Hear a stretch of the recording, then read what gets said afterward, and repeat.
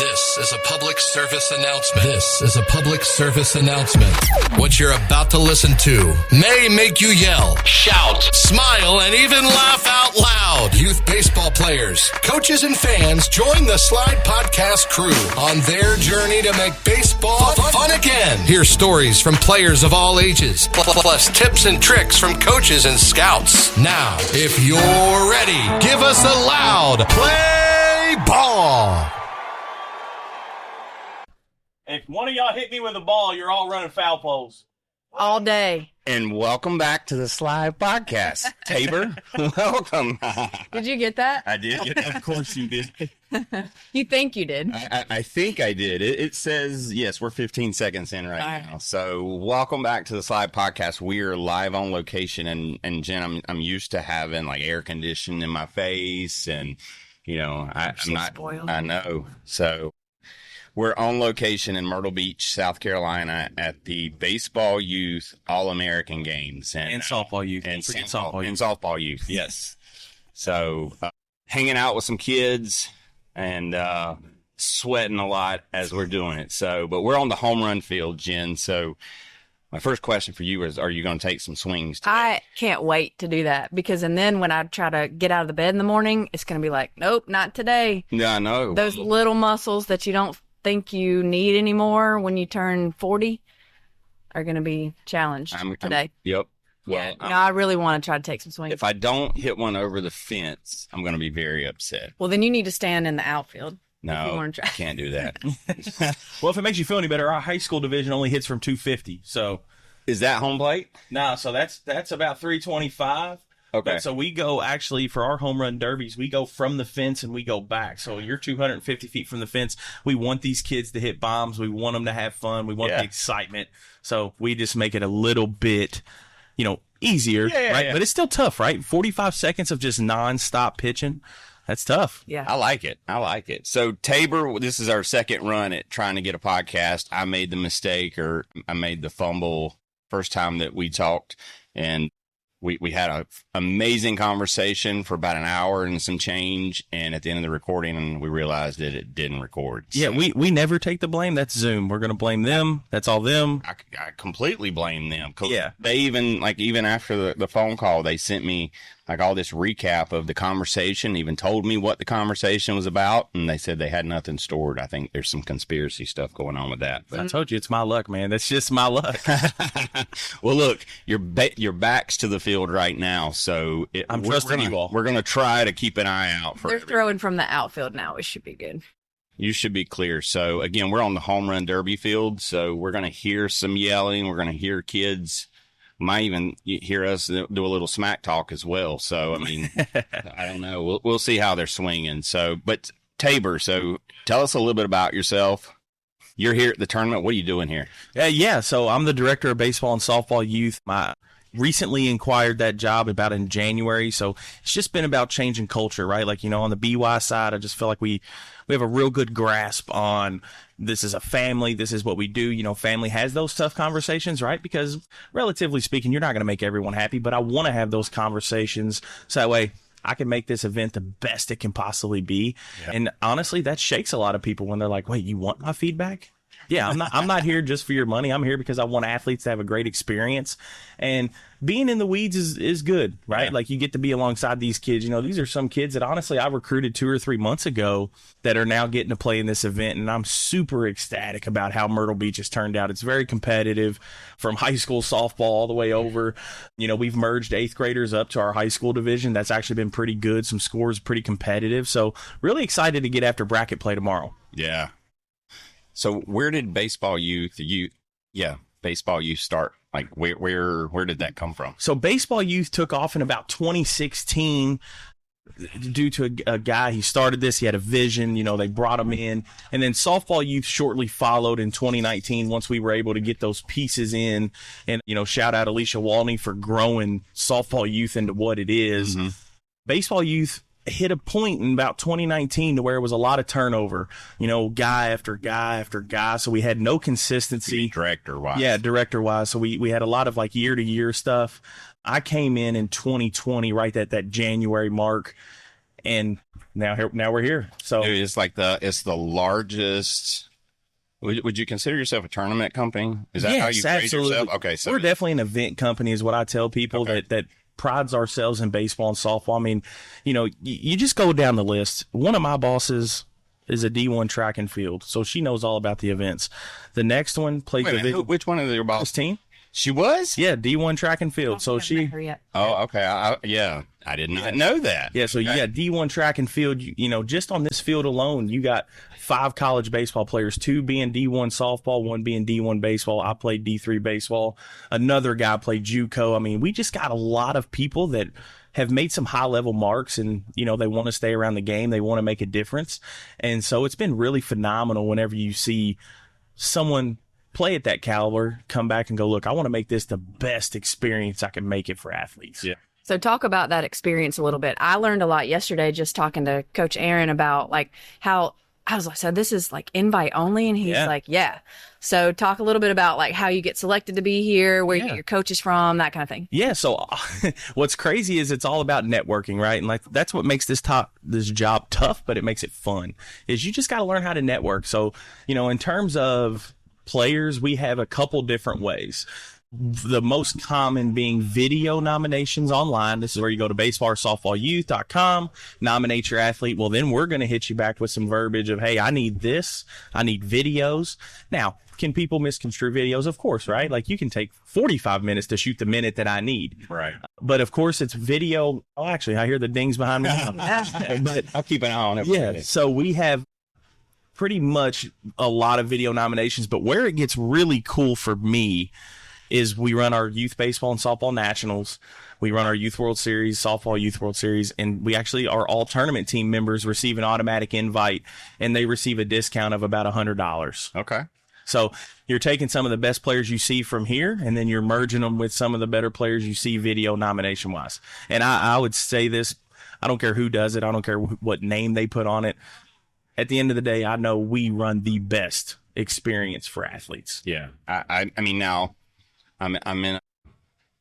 I haven't seen all of it, but I can tell you from like I was out in Reno and I got to see what Reno looked like, and even everything starts with the complexes and the location. Like you're not picking these like they're not coming to Pauline, South Carolina to run a tournament, right? So, if anybody listening actually knows what Pauline is, I'll be impressed. Yeah. But like location is key, and That's the most important. You guys take in consideration like the family's time here on location as well, like not just at the ballpark. Like you're paying attention to the attractions. Correct. Not just the ballpark for the families, but the things they can do afterwards. Oh yeah, well we understand. Listen, first and foremost, I was raised by a single mom, man, and so if people don't understand or comprehend that, that's on the forefront of my brain. Is man, I was raised by her. I remember coming back from college and them saying, "Hey man, we need you to go to the Northwoods League," and I'm like, "Let's go! It's the best league!" Like I'm excited.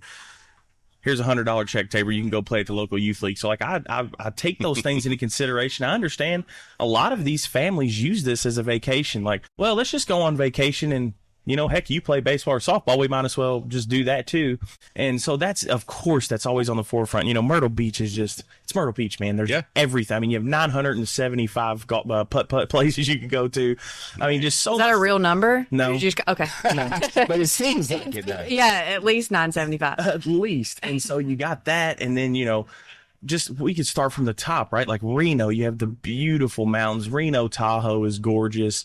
Then you go to Cincinnati, Ohio, which for our Nationals week, I got to see Ellie De La Cruz hit for the cycle. Like our entire. Oh, you were at the game. We were. So like the entire event got to go there, and they were there and watch Joey Votto hit 2 bombs. You see Ellie. I mean, one of the most offensive games you've ever seen. So Cincinnati's right there. You can check a game if they're in town.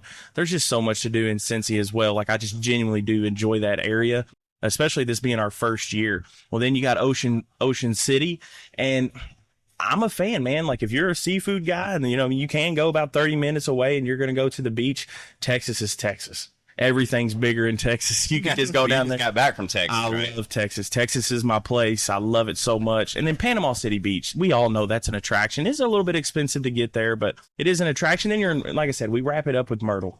It's just such a phenomenal set of places. And like I said, vacation destinations only, because we want these families to enjoy, like you said, not only the ball, but the family time. Yeah. Well, I think the cool part for us, well, hit the fence. All right. I had you there. But like you guys even schedule games based on giving the kids and the families time to enjoy the location. So correct. It's not like you're in games until, 10 o'clock at night. Like you're giving these kids time to actually go out and enjoy the location as well. So yeah, absolutely. Pretty awesome. We hear from the parents. They're like, oh my gosh, y'all could have played this in 3 days, or you could have played this in 2 days. Well, we could have, maybe, but in terms of the family time, like for us, again, with us being a family owned business, a family company, that's just always at the forefront is how can we make this an experience? And I heard 8 behind us, 9. These baseball dudes flat out get after it. Yeah, that one's gone too. He's almost got 11. Ken Griffey swing. He had 11. So,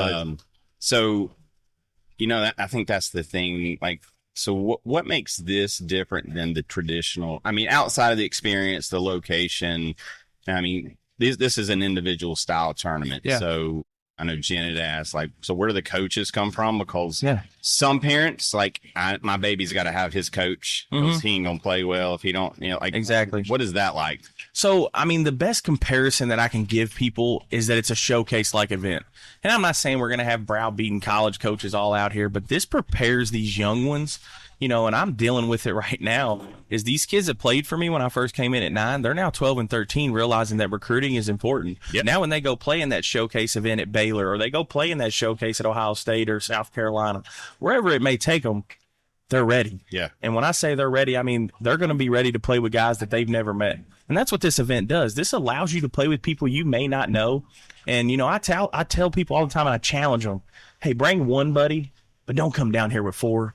Yes. Don't come down here for. Come down with 1. Meet a bunch of kids from across the U.S. that play all different types of ball. If there's one thing I've learned in this job, it's that Reno don't play the same baseball as Texas. And Texas doesn't play the same ball as South Carolina. So you may, up here we have a lot of Northeast guys. Well, they play a little bit more of that small ball. They play a little bit more, let's run, let's get after it. Well, some people in Texas are going to play let's maul it, right? Let's just sit back and let's hit that 400-foot bomb. And when you merge that on a team and you just start to see them click, you're like, wow.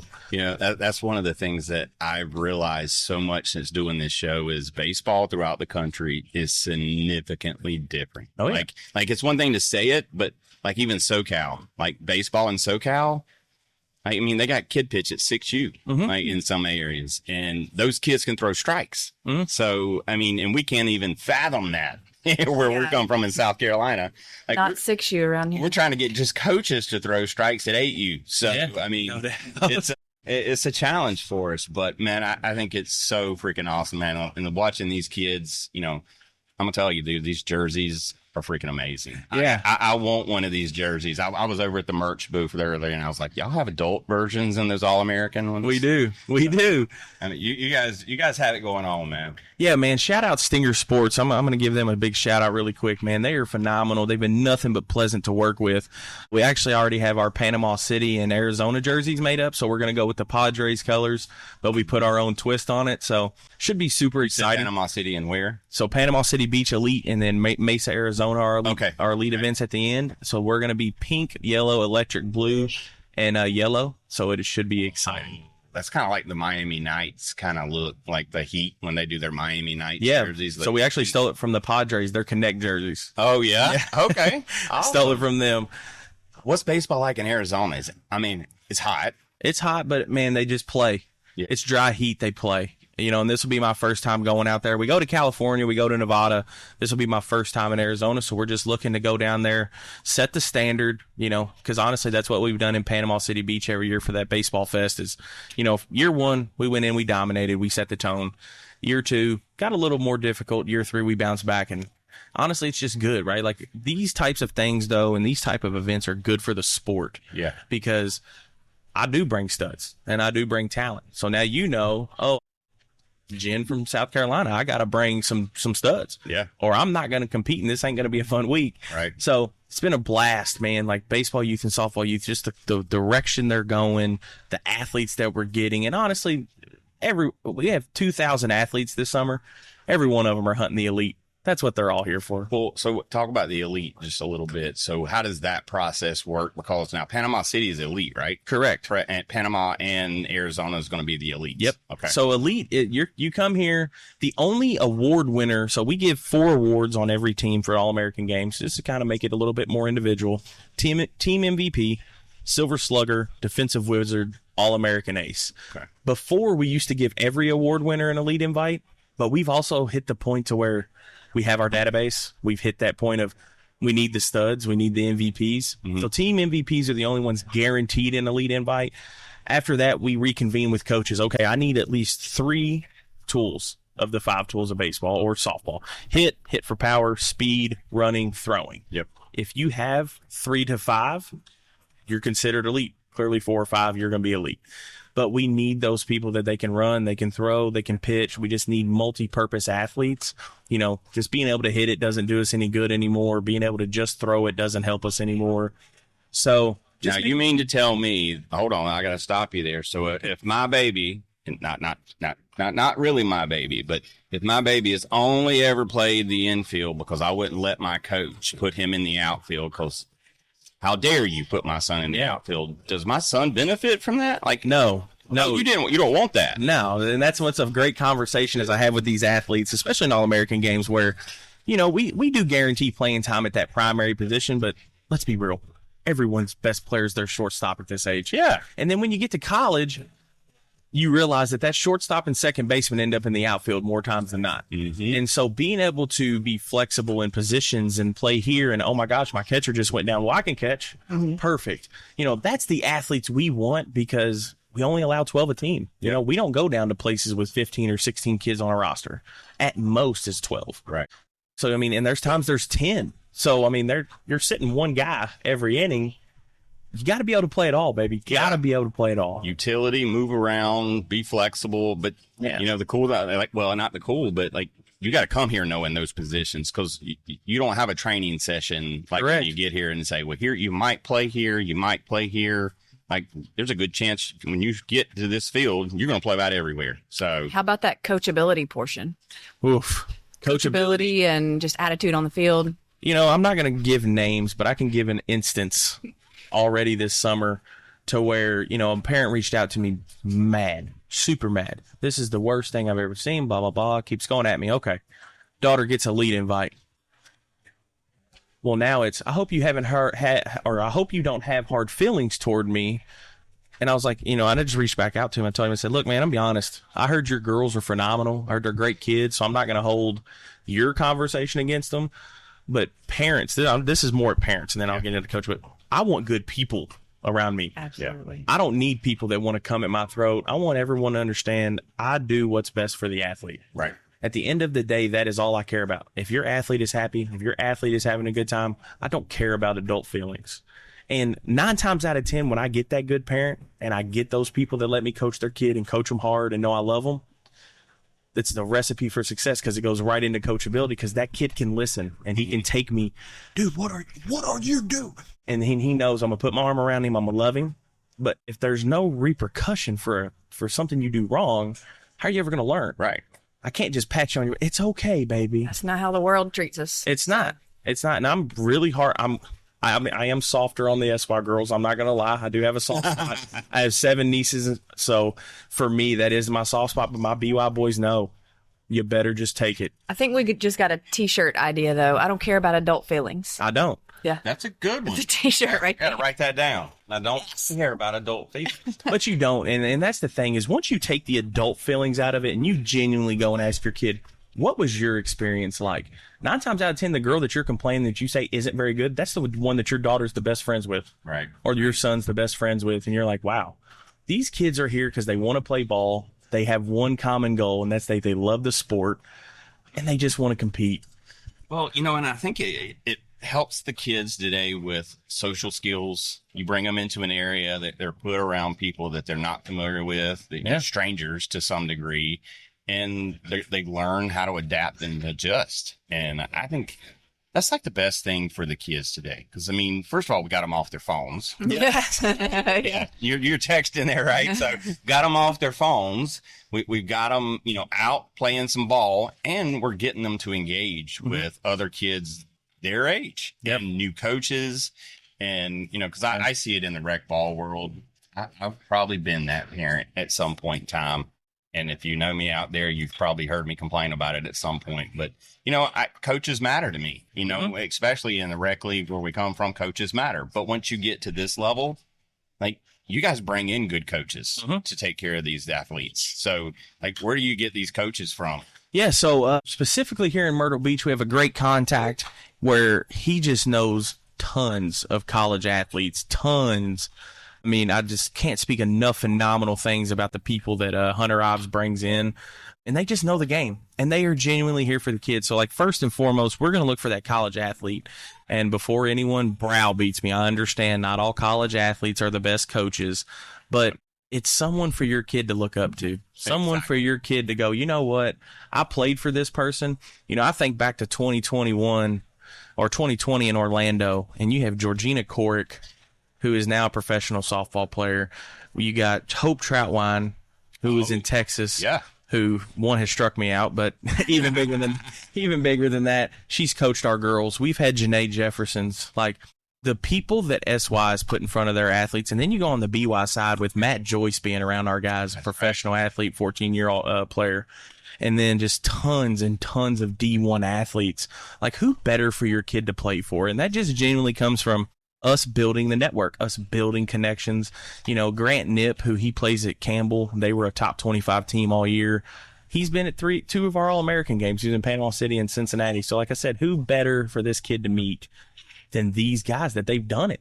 They've been there. Yeah, and some athletes know that they may not, especially for softball, may not be able to play past college. So being able to come out and coach, it's like, oh, maybe this is what I was meant to do, and really impact kids in this way, and getting a taste of what that would feel like. And that's what's amazing about softball is they all just want to grow the game. Yeah. Every softball coach and player that is any time, big time name, they just want to grow the sport, man. And watching it grow has just been awesome. And I'm blessed to say that I'm a part of SY right now. And it is just amazing. Like I said, and especially BY, right? Like, they run into the majors, but there's only 20 pro teams in softball total? Well, I don't even know. Why is it so invisible? Like, the WNBA is one thing, but like professional softball, like you don't really see that anywhere unless it's like midnight on ESPN or something. That's when you may see it. It's just because of their schedule. They're going right in that summertime, and I think people have this jaded view that softball's easy, and I was one of them before Hope Troutwine throw me that beautiful rise ball of hers. And I just think putting the respect that these girls and how good they really are, like, that's where it's got to start, man. It just has to, it's faster. It's fun. Like, I catch myself, honestly, even though I'm a high school baseball coach, I catch myself wanting to coach softball more. Yeah. Because I'm like, gosh, this is my speed. My ADHD is like all dialed in. Baseball, I'm over here like biting my fingers, like hoping that something happens. We were watching one of the games across yesterday, and I was just kind of listening to some of the conversations going on. It was a dad and son walking out after their game was over, and the son said, "Hey, Dad, is the softball easier to hit or harder?" And he was like, way harder. Yeah. So they get it. Like, the dads are like, man, that's a hard sport. That's a hard ball to hit. It's coming in from a different angle. It's a different size, different core. One of the things, we've had Bella Dayton on the show from Texas. Yeah. And, like, it was, we've talked about this. It was heartbreaking. Like, she's a freaking stud of a softball player. And just, like, hearing her talk, like we asked, like, what's the future look like? And, she was more about her major and what she was going to do with that education that she's gotten from Texas. Yeah. And it's a shame because, like, the professional softball world really isn't there like we would think it would be for these girls that are truly good athletes. And well, the way that I compare it, and please no one kill me for this, but, college softball, especially that D1 level, is AAA. To us. Yeah. You know what I mean? That is the second highest place you're going to go. Yep. with baseball, you get drafted, you may play some low A, some high A, some double A, some triple A, and then the majors. More options. Where unfortunately, exactly, these girls don't have that. That D1 softball is the triple A. That's why it's such a big deal when these girls go, because it's like, wow. Yeah. Wow. And then you get drafted into the U-Trip League or, the Athletes Unlimited, where we actually have a lot of people that are affiliated with S.L.I.D.E, Sis Bates, Hope Troutwine, Georgina, all those people. And again, shout out Alicia Walney for all those connections, man. Just watching them be involved in, like, they're studs. They are absolute studs. And it's just because of their schedule. They play in the summer when everybody's traveling. If it wasn't for that, I do believe that it would be just as big. Well, I'm going to tell you, like, the Softball World Series, like, I'm glued to the TV. And I think everybody is, because everyone loves it, but I think it fits the schedule, right? Like, and I think that's where we're at. Yeah, you're about right. It fits your schedule. If you play travel ball, you're not able to watch that game on a weeknight, on a Friday, or a Wednesday, or heck, honestly, even on a Saturday, because you're waking up for that 8 a.m. on Sunday. Whereas that Softball World Series, man, that's what's on TV. And that's what dominates. And I think it should. Yeah. I love the World Series, whether it be baseball or softball. It's just such good baseball. And as we've seen this year in both sides, the Texas teams play a little different. These teams play a little different. They're trying to do a little bit different things. So softball's different in Oklahoma, though, right? They win everything.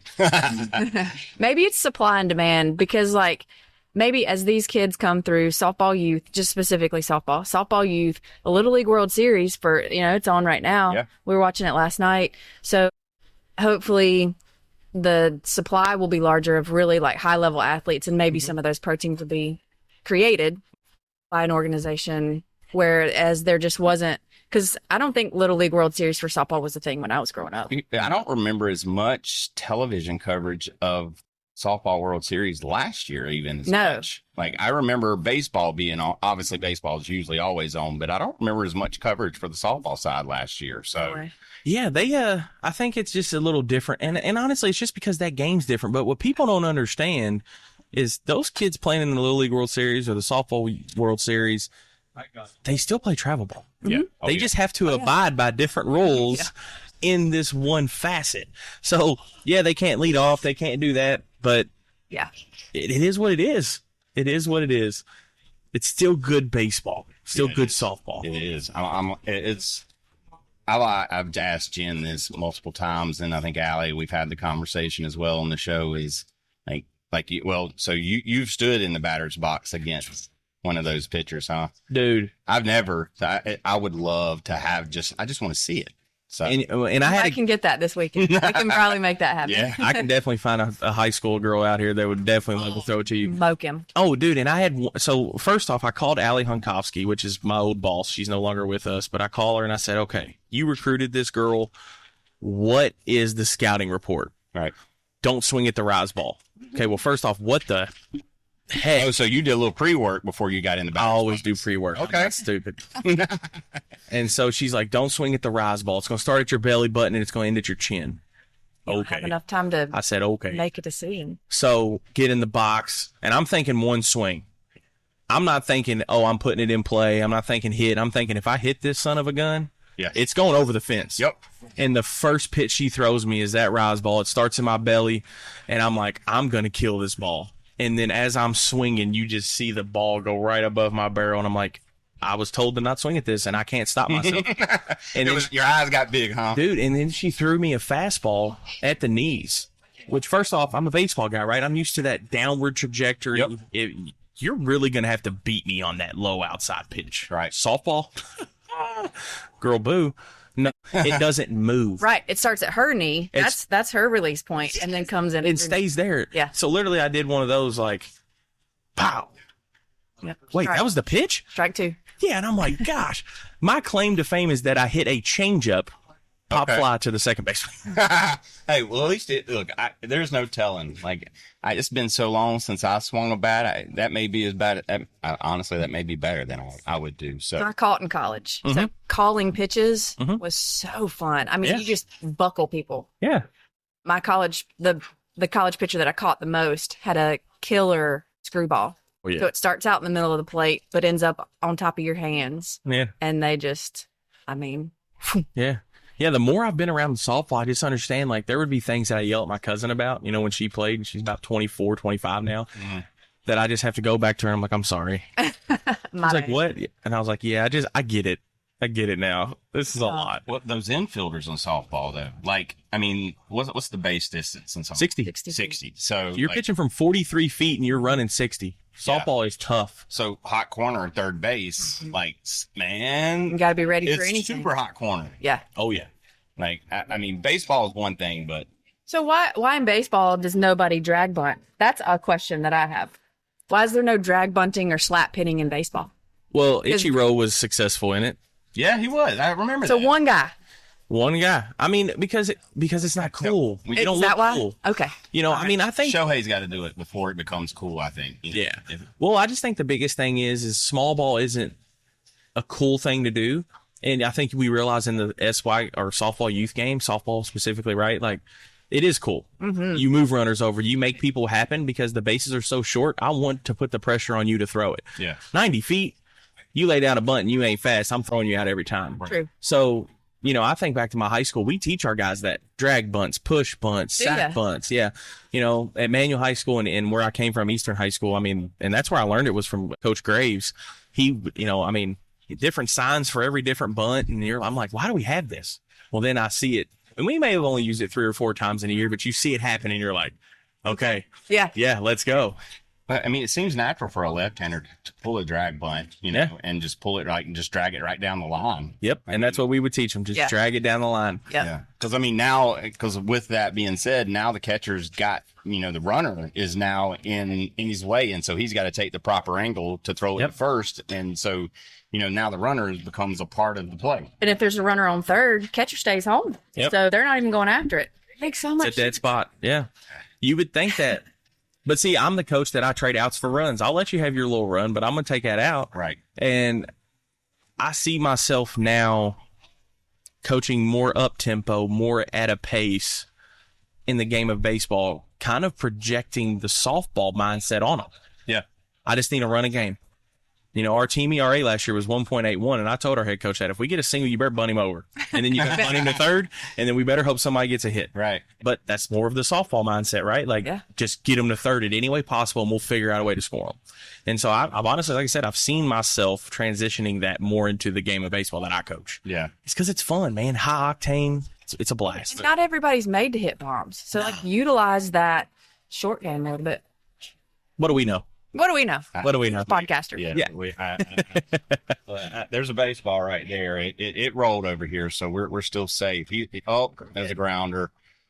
But these kids, man, I'm sitting here watching Tabor, man. These kids are hitting bombs, like, man, and they're so young. Yeah. Like I don't remember kids at my age, 12 years old, hitting the ball like these kids are hitting these days. Like, what is it? Is it the chicken? Is it the steroids? It's actually, it's actually a lot of just, there's more technology out there, right? Like, you know, we make fun of these kids and their tablets, but these kids learn so much from these tablets. You know, I have a nephew and gosh, I love yelling at him. God, do I love yelling at him, but he is so smart.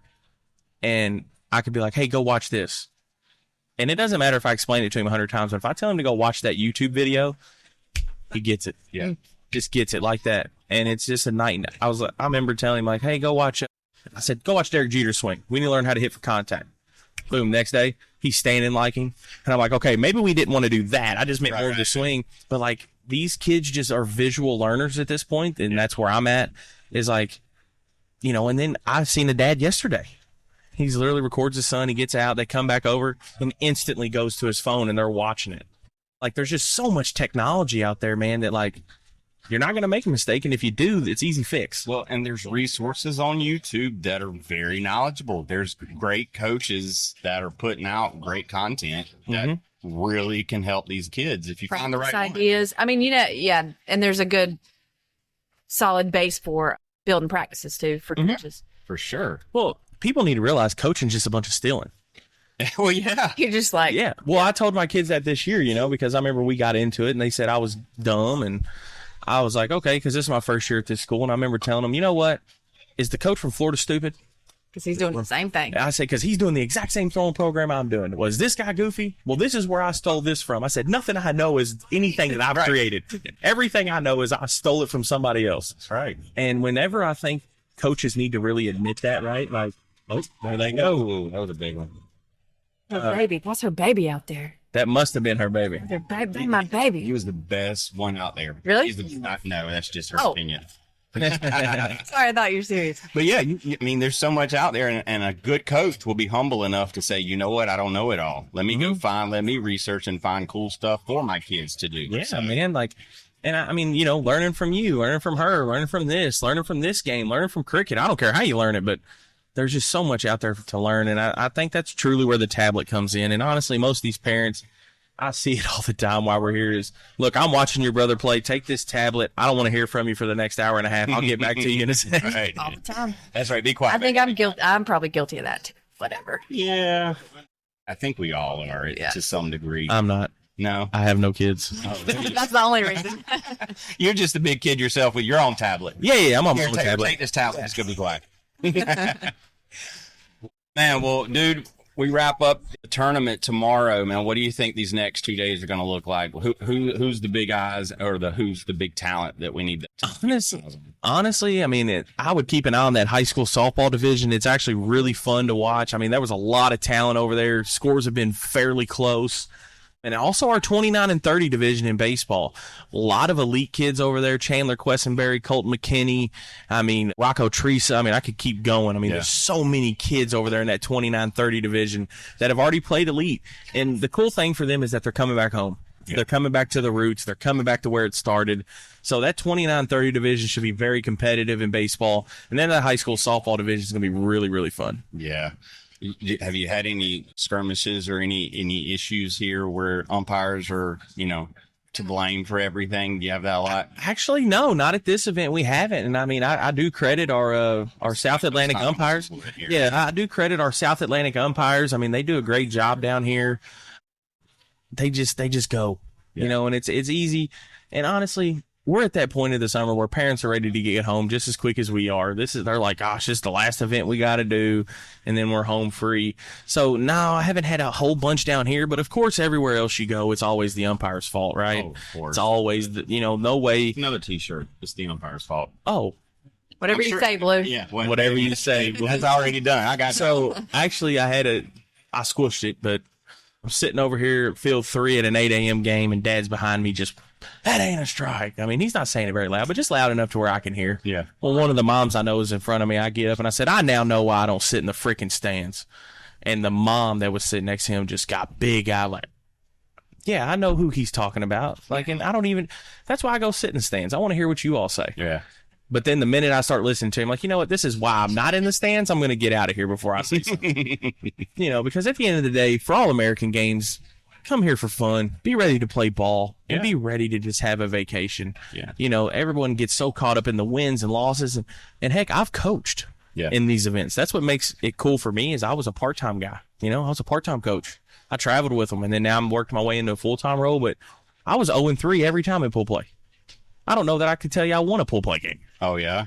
But we always won it. Kids have fun. The kids have a blast. Yeah. Well, but we were always the ones in the championship because I'm moving little Johnny to short, to left, to right, and I'm going to figure out who's the best player. I don't need little Johnny or Sally's dad to tell me who.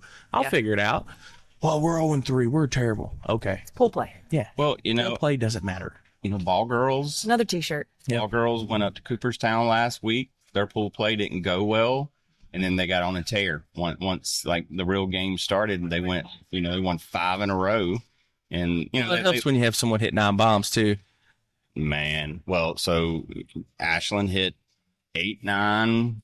Aaliyah hit 5 or 6. Like they got some serious power. Yeah. And, but yeah, I mean, huge shout out to the ball girls because we're actually going to have them on I think most of the team next week at some point. But, I need to see some girls out here. I think we need to get some invites to some of these ball girls. Now, Ashland has actually came to some of the events, right? So Ashland came to our Cincinnati Nationals, and that was July or June 23rd, maybe. I don't know, somewhere in that area. But I remember just driving by, and I'm more of a listener of like, I want to hear something. And all I hear is squat. Look around. What the heck was that? I look on her field and I'm like, no way that was her. Just no way. I stay there for a second. Wow. Holy cow. So I sit there and watch her, and I'm watching her release, and I'm watching her pitch, and I'm like, she's losing 4 miles an hour, and she's still popping this kid's mitt because the mound wasn't very good. So she really wasn't striding out. So I remember pulling her to the side. I said, look, you don't know me. I don't know you. I said, and this goes back to coachable. I mean, she's the most coachable young lady I've ever met. Yeah. And I just said, you know, I'm Tabor. And she's like, oh my God. And I'm like, okay, well, let's stop. First, I need you to get down the mound. She was like, what? I was like, I said, get down the mound. I said, and you're not going to have to locate your arm. Just get down the hill and watch the difference. So all smiles, pink hair, goes out there and just pow, pow, pow. And I'm like, golly. So I just remember pulling her to the side, and I pulled her dad to the side, or mom, whoever was there. And I just told him, I said, your kid's a stud. And then we go into the whole weight room conversation. I said, if you want to really try this, I need you to be squatting 350. You got to be, I mean, I hate to say it, we all know the genetics in it. And I was like, you know, I don't know how tall you're going to be, but I need you to be the biggest one in the weight room. Yes, sir. Every time I say something, yes, sir.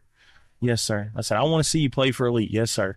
And so she's one of our Baseball Youth Elite invites, and I'd love to see that whole team at an All-American games or maybe even a Elite to see how they compete. But man, that was just if the rest of the team is like her, I would take 1 million of them. Yeah. I would take 1 million of them. Just super respectful, very coachable. Like, that's a phenomenal group. Well, I mean, honestly, what I have learned from those ladies is they just love the game. Mm-hmm. They don't want anything different. They don't want anything given to them. They just want their opportunity to play a game. And it's no different to them. We asked Ashlyn that, I'm pretty sure. Like, what does it feel? You know, how does it feel to be one of the greatest baseball players and you're a girl? And she's like, you know, I just ball. Yeah, I just want to play. And see, that's the problem, is the adults are the ones that put the the issues there of like, oh my gosh, is she supposed to be playing this? Of course. And like, is this and that? And it's like, why not play it until you're told you can't? Right. Now you end up being 5'6" and you don't want to take the weight room serious. I get it. Maybe you change, but if you're 5'8", 5'9", and you're going to take the weight room serious, and I tell every girl that I come into contact with that same conversation, you just have got to dominate the weight room if you want to play with the boys. And not that you can't, because you can. Yeah. But understand, you just have got to strengthen yourself to be on their level. Yeah. Do not let a boy be able to out-muscle you. Right. We have to take that clip and put it on my website, because I try to tell parents that all the time. Like, the training room at the school is not enough. You're not being watched. You're not being supervised. You're not doing things the right way, and you're not being pushed hard enough. Mm-hmm. So we try to get them in my office and saying, like, look, I can make you a program. I can get you stronger in 12 weeks. Yep. Like, but it's just not catching fire yet. Yeah. So Well, the difference between D1 and D2 is the weight room. Yeah. It's the weight room. yeah. Okay. How much can you take the weight room serious? You know, I have a kid right now. His name's Hector Cadena. He's from Texas. He's 15. He's been with us since he was 9.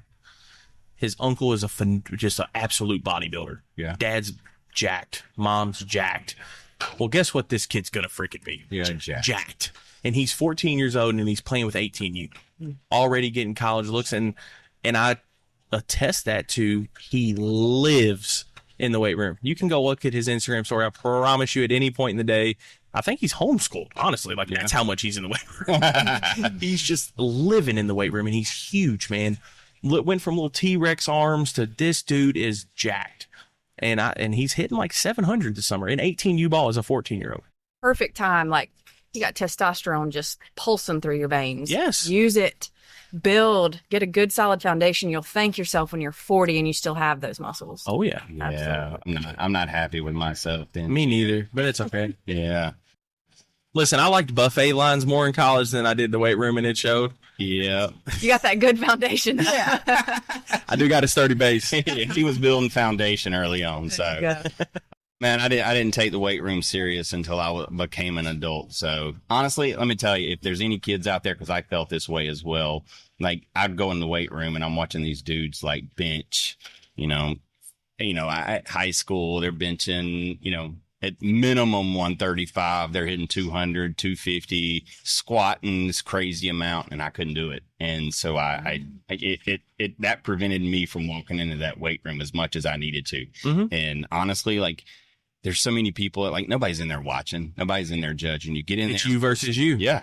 And you know, this is one of the things that I've been telling kids for the last few weeks on the show is, like, we've had some younger youth baseball players on the show, and I'm like, can you do a push-up? And some of them are like, yeah. And I'm like, look, if you can't drop and give me 10 push-ups right now, dude, we got a problem. Like, if you hitting bombs now, like, it's going to run out. Like, just natural God-given talent. Like, you've got to add some muscle on that. Yeah. So. Well, I feel like the most common theme is, right, like, these kids, most talented, they get to high school, they're the best player. They don't have to work that hard because, again, they're the best player. And then they get to travel ball and they're a little bit behind. And then you just start to see that, you know, they plateaued, and then now they're falling back and back and back, all because you don't want to take the weight room serious. Yeah. You know, heck, I have a nephew. He's 7 years old. He's one of my best friend's kids, and his punishment, every time he does something wrong, is push-ups. I love it. And I was like, dude, this is great. This is phenomenal because he's not going to learn anything. Just go to your room. Okay. Yeah. Where's my phone? There's my TV. There's my game system. Yeah. He's like, give me 20 push-ups, and you just see him cry like, I don't want to do no more push-ups. I don't want. And guess what? You ain't gonna do it again. That's right. And he's getting stronger. And you're getting stronger. Yeah, that's good. I like that. I'm gonna start using that for Jay. Like, now, my son, he's 8. We've done push-up. We do push-ups every night before we go to bed. He's playing tackle football this season. He's his first season playing football and tackle football. But I will tell you, Coach had him drop down and do push-ups the other day at the end of practice, and that dude knocked out 20, and the kids were they were drained, and he's still going. And then a kid was like, well, can you do 30 more? And he was like, yeah. He dropped back down and did 30 more push-ups at the end of football practice. So I was like, I told him at the end, it's the little stuff, man. I told you, man. And his coaches noticed. And like, that's that stuff that's going from just what you've been able to do, what your body is just naturally given to do, and you pushed yourself. And you're building. And I love it, man.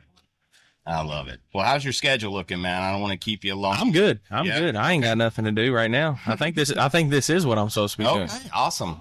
Well, all right. So you were in Cincinnati and you got to watch. How do you pronounce his name? This new phenomenal, like, talent that's in Cincinnati. S.L.I.D.E. De La Cruz. Yeah, S.L.I.D.E. De La Cruz. Like, this dude is insane. He's a stud. And I think the thing about it is he plays with that energy that you want. Dude, he plays like he is in, like, Little League. Yeah. He runs. Like, I think one of the first few games, maybe when they called him up, he hit a ball down first base line. First baseman caught it, and he still beat out the from the time the first baseman got to the base. It still beat him out. Yeah, I think the biggest thing for me, and honestly, I'm going to go ahead and put it out there for everybody. I'm an S.L.I.D.E. De La Cruz fan now. Oh, I'm for sure. Yeah. Yeah, like my favorite player in the league, but it's not because, he's the best, and he is a phenomenal player, but let's be real, he's batting 265. Yeah. I'm not after him because I'm after him because of the hustle, the effort. You know, the catcher throws it back to the pitcher, and he's still at home. We need a precedent set for our kids to quit big leaguing things. Yeah. To quit trotting it out. That's right. You know, I've seen so many kids get thrown out from right field just because you don't want to run. Because you don't want to run. And now he's bringing back the excitement of, you better keep your head on a swivel. Because if you don't keep your head on a swivel, I'm gone. I mean, the guy stole second, third, and home. Well, and even that game that he hit for the cycle, like that, I think that triple was like a natural double for most, right? And he legged it out and pulled out that triple. Oh, I told everybody. So we're sitting there. Everybody's got their phones out. I mean, the whole stadium is just phones out waiting. Like, we know what's about to happen. And I told everybody, I said, here's what's going to happen. If he hits it in the gap, he's going to third. I don't care where it goes. Wow. It's in the gap, and I'm like punching the dude's arm next to him. I'm like, he's going to third. And he made it look so easy, but like, that's what these kids needs. That's the role models that these athletes need is, you know what? You're lazy, I'm getting to third. And if you would have messed around and made a bad throw, I'd have went home. Yep. Well, you know, you see the big leaguers, you know, they trot around. They look cool. You know, they're wearing all the cool gear, and they just trot, you know, they don't even run out that ball that they've hit to shortstop. You know, they don't even run it out like they're supposed to. But then you see this dude come in, and how old is he? You know, 22 23? 23. I think he's young. Yeah, he's young. You know what? I want to fact check it, so I'm going to look. All right, let's look that up. But you got to look this dude up, Jen. He is. I can't. Maybe I'm not spelling it right. Here you go. I got you here. He is. Hang on. Hang on. So he's 21, guys. Okay. Wow. He just was able to buy his first adult beverage Right. 7 months ago. Wow. That makes So- that makes us all Just for- old. Just for context, Lord. 2023, he's batting .265, 43 runs, 61 hits, and 25 RBIs, and he just exploded on the scene. You know, what's cool for me is that I got to see him at the bats. But you don't, the Louisville Bats, the AAA team, but you don't quite know that he's that guy because it's AAA ball. Right. I don't mean that as a knock to them, but it's like, okay, maybe he's just that fast, maybe he's just this. But then when you see him up against big league arms and taking off, and he's still pushing the envelope, and he just genuinely, it is just unbelievable to watch. Yeah. And with Joey Votto taking him under his wing, that has been beautiful to watch. Like, that is what baseball's about. Yep. And Joey Votto's known for not being a people person. Right. Yeah. Exactly. Just not being a people person. I'm gonna tell you, man. Baseball's starting to become exciting again. Yeah. Inch by inch, it's starting. I think the pitch clock's helped. Like, it's now a little bit more tolerable to watch on TV. We were a little concerned about that. I think when it was first announced, like, how's this going to go? But yeah, well, I don't hate it. No, I'm a big fan. I'm such a fan that my high school kids threw timed bullpens for their off-season throwing. Mm-hmm. If you had to throw 50 pitches, you get 11 and a half minutes. Mm. If you throw 60, you get 12 and a half. We work our way up to 120, you throw 18 and a half. And you just see that once the game can slow down from that point, it is so fun to watch. I mean, my kids were throwing, I guarantee, pitches every 12 seconds. Well, that changes the pace of everyone on the field. Keeps people uncomfortable, too. Yeah. Well, because baseball's traditionally not a fast-paced moving game. And I think, honestly, if the pitcher can keep that pace up, that puts pressure on the offense. Yeah. Like, batters, I mean, sure, they don't have time to stand there, call time, back out, tighten the bag gloves. There's also strategy to it, right? Because if you throw over 3 times on that third one, if you don't get him, he gets a base. Yep. That's right. So now you got runners getting huge leads. Like, go ahead, throw at me. Yeah. There's 1. There's 2. You ain't going to do it again, and I'm going to second base. So now I'm going to get a huge lead. So I think any time that we can create a strategic environment to where, okay, you're going to have to do this, this, and this before you can do this. I just think it changes it, and it keeps common non-baseball people in it. Yeah. Like, oh my gosh, he threw over there twice. I mean, one of my cousin's girlfriend knows nothing about baseball. He threw over twice, right? He can't do that anymore. And we're like, now you're getting it. Now you're getting it. And it is such a beautiful day out here. I'm glad you think so. It's beautiful. Like, if I took a picture of it, it would say it's beautiful, but the picture don't show the heat. Well, see, I'm not even concerned with the heat. I'm concerned with my back's to the bowl. You're good. You're good. Oh, he had a liner right up the middle. Head coach about took one, but it's all right. Man, there's so many kids out here right now. Oh, yeah, I'm about to go snag one up. I'll be back in 2 seconds. All right. All right, Tabor. You here? Oh, yeah, I'm all back. Right. You went and got us a stud to talk to here, so no offense, but now you're not as important anymore. Listen, I'm very aware that my athletes are more important than me, and they're cooler than me, so you don't have to tell me that twice, All right. Well, Tabor, the last question that we ask everybody on the show, and you've been asked this before, but if you were walking up to bat today, what would be your walkout song? All right, so look, that actually changed because I've just found this song. It's called, hang on. What'd she say? No. We'll tell you later. Yeah, all right. It's called The Lost Crown by Josnes, and it's from a video game I played, but it was super fire, super awesome, good lyrics. That would be my walk-up song. Okay, is that on like Apple Music? Yep. Apple Music. Okay, I'll send it to you, buddy. Yeah, send that over to us because we're building a playlist for all of our guests and our walkout songs. So, Jackson, you be thinking about that too because we're going to ask you that. So well, you gave him too much. I know I should have left that one.